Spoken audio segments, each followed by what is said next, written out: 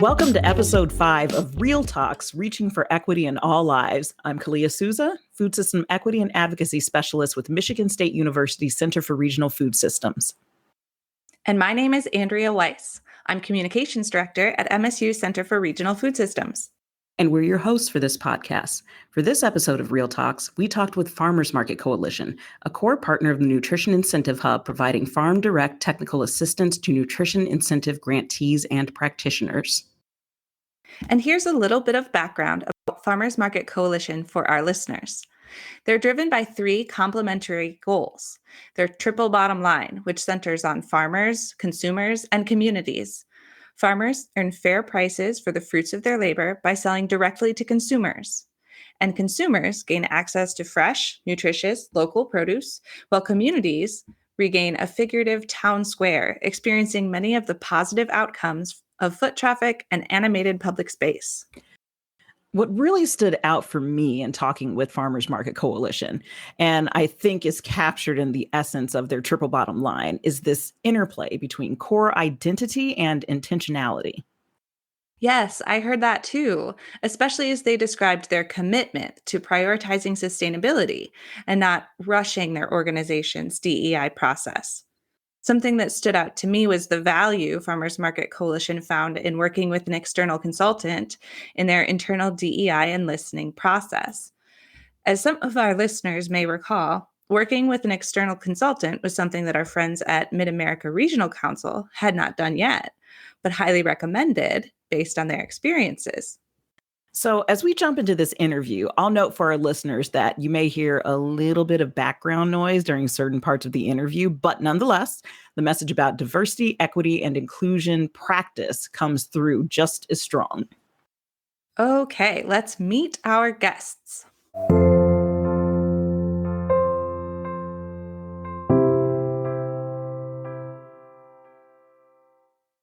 Hi, I'm Willa Sheikh, and I am the Deputy Director here at the National Farmers Market Coalition. I use she, her pronouns. We are a remote team with staff based all over the country, and I am calling in from Lenape land on the East Coast today. Good to be here with you. Yeah, thanks for having us. My name is Ben Feldman. I'm the Executive Director here at the National Farmers Market Coalition. I use he, him pronouns, and I'm calling in from Leash-Analone Territory, also known as Albany, California. Ben and Willa, could you talk a little more about Farmers Market Coalition and priorities, both as an organization and within your organizational roles? Farmers Market Coalition, as you described, our mission is to strengthen farmers markets for the benefit of farmers, shoppers, and communities. And we really have a strong focus on the role of the farmers market operator. This is a role that's often unseen or underappreciated within the food system, and yet farmers market operators, the organizations and individuals who plan, organize, and manage farmers markets are really responsible for facilitating really significant outcomes for their communities. Billions of dollars in food sales each year, hundreds of millions of dollars in food assistance programs, and as you described, that figurative town square where the farmers market is a place where people from urban environments, rural environments are coming together and sharing an experience over food and agriculture. And it's really a place where people come together in a situation that we don't see a lot in modern America. And to add to that, I would also include that we provide opportunities to build the network and capacity of market operators and their partners so that they can find expertise that they need to design and implement the programs and operations that they would like to see within their communities.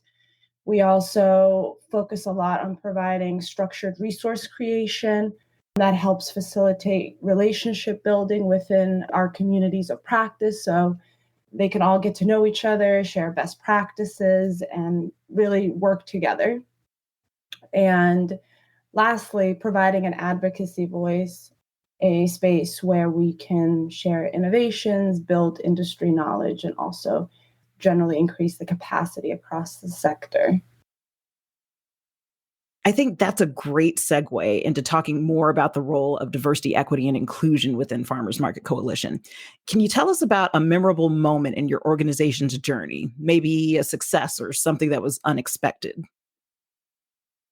So the one that really sticks out in my mind is we completed our strategic plan in 2019, and we felt pretty good about it. And it was certainly a quick process of 6 to 8 months, and during which we ran through that strategic planning process. And we got to the end of it, and there's a lot about our strategic plan that is really valuable and wonderful. But after having completed it, myself and a couple of our board members were talking, and we realized that really, despite having put all that time and intention into planning for the organization, really very little mention of racial equity within that plan. And that carried forward a legacy where prior to that point, FMC, we didn't really name equity as the basis for our work, even in cases where that may be part of the driving factor.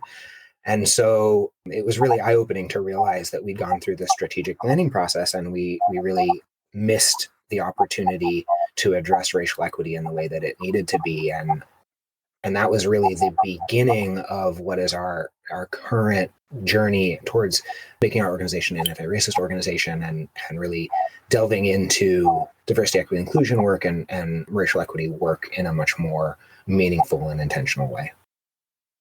Leading internal discussions around DEI and furthermore translating that into organizational practice and capturing that in strategic plans can be a challenge. Like with most practice, it's a skill, a capacity to be built up over time and continuously evolving. Even with the Nutrition Incentive Hub, we've brought in facilitators to guide us through that process. What was the process approach for Farmers Market Coalition? Yeah, it's probably worth mentioning that we did our strategic planning process without an outside facilitator, and that was a decision that was made. It was about state of our organizational resources at that point, and we haven't gone back and done a full strategic planning process or recreated a full strategic plan. And what we are in the process of doing is working with that consultant to develop what our consultant Kat Smith describes as a racial equity and learning plan, a real plan. And the reason that we wanted to work in particular with this consultant is because of the approach of really identifying where we are as an organization, learning about our organization, and starting with a very listening oriented approach. And that for us felt like it made a lot of sense in terms of really taking the time to listen, to be thoughtful about our organization. And certainly one of the big pieces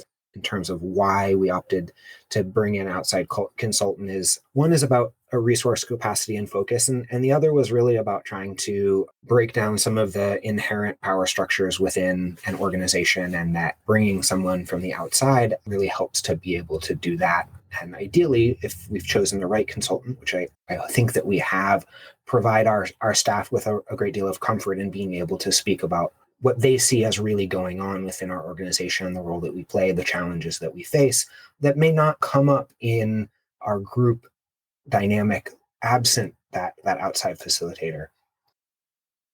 And also hiring the consultant, I think, reassured everyone that we are truly committed to this work and that we're really truly committed to however long it takes coming up with like a structured plan that we can all use in our own work, so that the work isn't just done in once a month meetings or anything like that, but it's really done through our day-to-day work, through everyone's job description, through our interactions with our partners and the communities that we're a part of. So that's been really cool to watch. Ben and Willa, you both mentioned intentionality in this work. That's something that's really important when we're talking about actively building a culture of diversity, equity, and inclusion.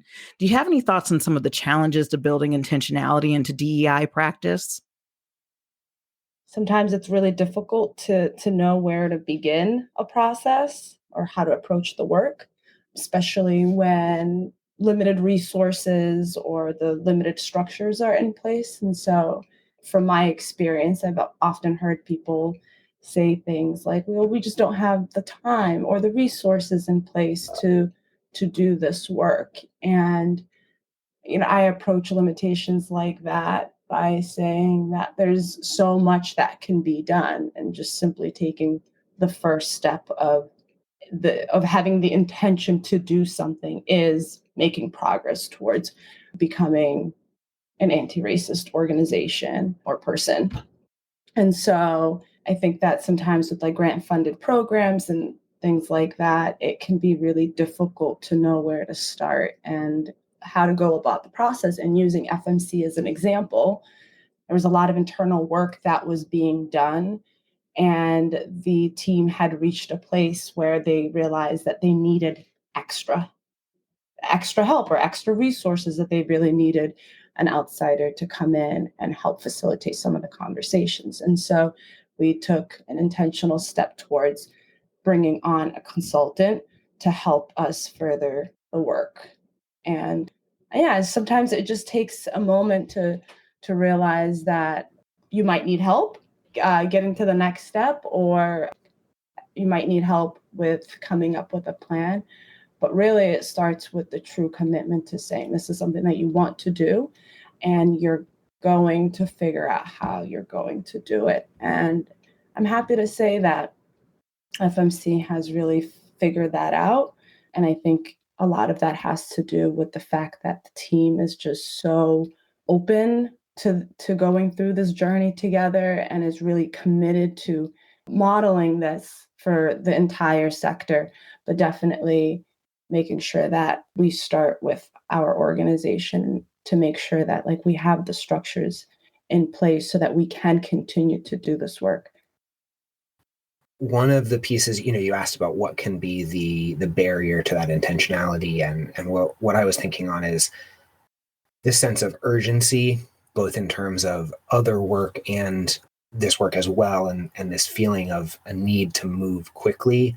And obviously that drives so much of our world, and the issues that we're trying to grapple when we deal with diversity, equity, inclusion, anti-racism are large systemic challenges. And so the need to be able to move at like the appropriate speed, and to Willa's point, to make sure that we continue to be able to do this work, right? Like showing up for 6 months or a year is not really going to, and then letting that work fall to the wayside is not really going to get us where we want to be as an organization, or achieve the change that we hope to see in the work that we do, in the food system that we work in, and in the larger world. And so that's been something that's been really present in my mind as we've been doing this work, is how do we really create a lasting structure that makes sure that this work is bigger than us and individuals, and that what we're doing is we are reshaping FMC as an organization in order to ensure that this becomes part of the fabric of the organization, and that it's embedded in our systems rather than a blip in our organization's history as we sort of pursue other things. So I think that's the piece that is most at the forefront of my mind as we're doing this work. What is it that you are most excited about in terms of your DEI journey? I am excited to continue to work with CAD to create this real plan that will align with our strategic plan, and to really have the structured plan that will allow us to create our work plans, allow us to have more structure around the things that we're intentionally trying to work towards, and then to also be able to do it as a group, to really know what we're working towards. I'm really excited about that. For me personally, it's been really energizing to be able to go through this experience with them, because there's just a lot of opportunity to talk about things as a group and to come up with a collaborative agenda on what's important to all of us. Yeah, that real plan is definitely a big piece of what I'm excited about as well. Also, I get a lot of energy and a lot of inspiration from our staff. There is, as Willa pointed out, a great and strong commitment to this work among our staff. And then the last thing is the field of farmers markets really is hungry for figuring out their role in terms of addressing racial equity. And there's definitely a ton of interest from the sector around anticipating the release of the anti-racist toolkit from the working group. And that's also quite gratifying. I don't know that that would have been the case a few years ago, but I think that the sector is really interested and engaged. And certainly the challenge for the working group in particular is going to be more about making sure there's enough capacity and resources to meet the needs of all of the interested markets. Ben, Willa, thank you for bringing us along on your DEI journey. Thank you so much for having us.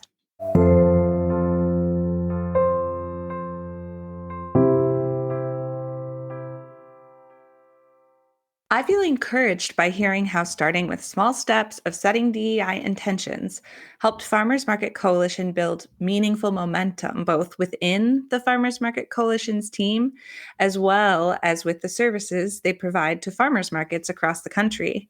That buy-in is absolutely crucial to ensuring that diversity, equity, and inclusion doesn't become a checkbox or prescriptive. So often I've heard organizations and community members share their experience of DEI becoming performative or even a means of virtue signaling.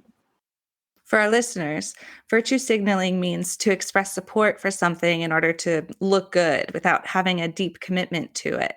It's kind of similar to other phrases that have been around for a while, like do as I say, not as I do, or all talk, no action. Similarly, if there's action, but that action is focused on doing what we think others will want to see instead of emerging from deep, lasting individual and collective change, that might be considered performative. In other words, a performance in order to look good rather than more genuinely motivated.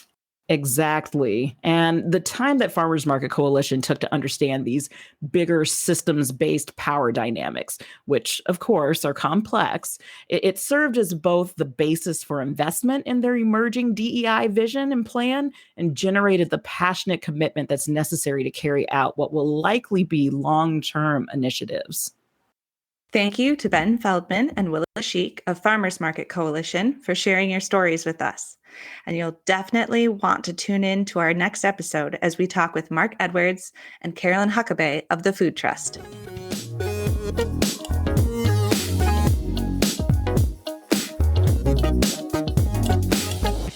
To dive deeper into this work, you can check out diversity, equity, and inclusion resources like the Food Justice, Equity, Diversity, and Inclusion webinar series provided on the Nutrition Incentive Hub website at nutritionincentivehub.org. You can find all Real Talks episodes on Apple Podcasts, Google Podcasts, and Spotify. Please share this podcast and check out our other episodes. Real Talks is a podcast created by the Michigan State University Center for Regional Food Systems. The series is hosted by Kalia Souza and Andrea Weiss and produced by Lindsay Mensch and Andrea Weiss. The podcast is supported by the Nutrition Incentive Program Training, Technical Assistance, Evaluation, and Information Center and Gus Schumacher Nutrition Incentive Program, grant number 2019-70030-30415, project accession number 1020863 from the USDA National Institute of Food and Agriculture.